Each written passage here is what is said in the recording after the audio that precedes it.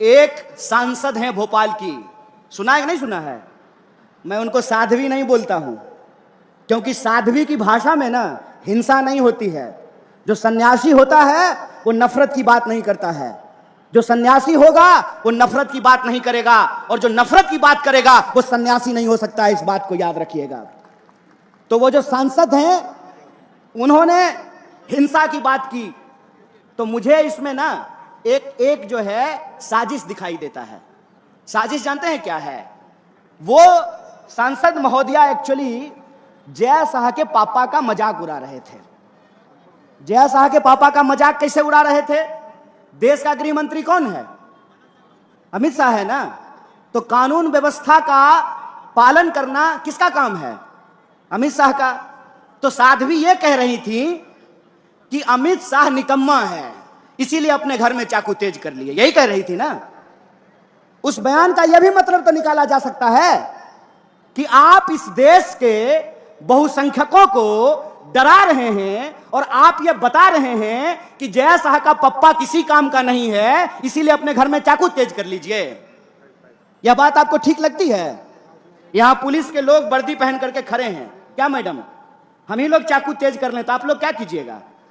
Uttar Pradesh police की तरह मुंह से ही ठाई ठाई कीजिएगा? क्या कीजिएगा बताइए? बताइए इस देश की सिक्योरिटी फोर्सेज क्या करेगी? बताइए इस देश की पुलिस क्या करेगी? बताइए इस देश की न्यायपालिका क्या करेगी? बताइए इस देश की अदालतों में क्या होगा? बताइए इस देश में कानून व्यवस्था का क्या होगा? अगर हमको अपने घर में चाकू तेज करना है तो फिर गृह मंत्री किस लिए? अपने बेटा को बीसीसीआई का सेक्रेटरी बनाने के लिए? किस लिए है गृह मंत्री?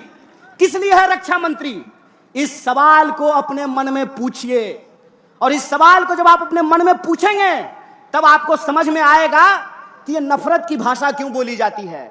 यह नफरत की भाषा इसलिए बोली जाती है ताकि हम आपस में लड़ने लगें, और जब हम आपस में लड़ने लगेंगे तो हमारा रेलवे बेच करके अपने दोस्त की तिजोरी में साहब पहुंचा देंगे।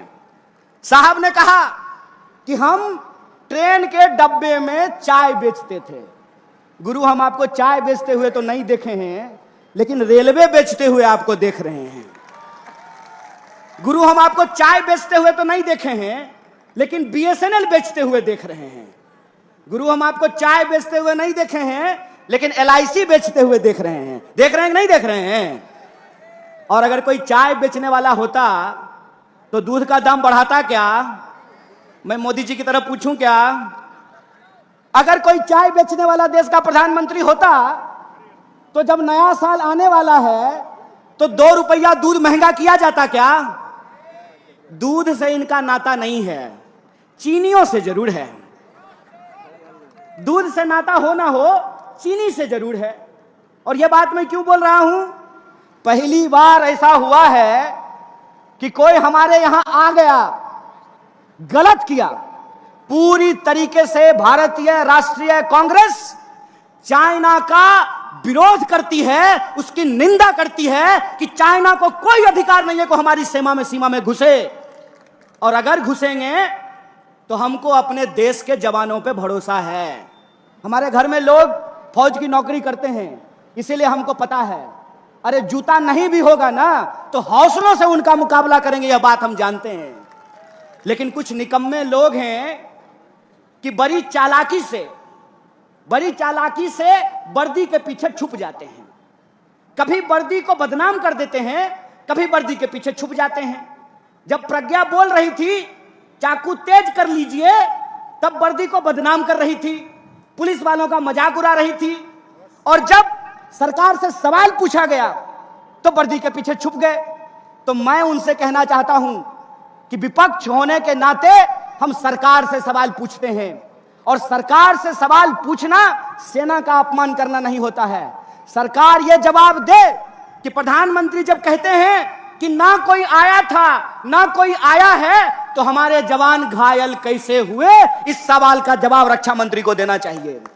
दोस्तों, हम एक गंभीर परिस्थिति से गुजर रहे हैं, इसीलिए भारतीय राष्ट्रीय कांग्रेस जिस तरीके से मजबूत विपक्ष की भूमिका निभा रही है, हमारे एक एक कार्यकर्ताओं को इस देश के एक एक घर तक पहुंचना पड़ेगा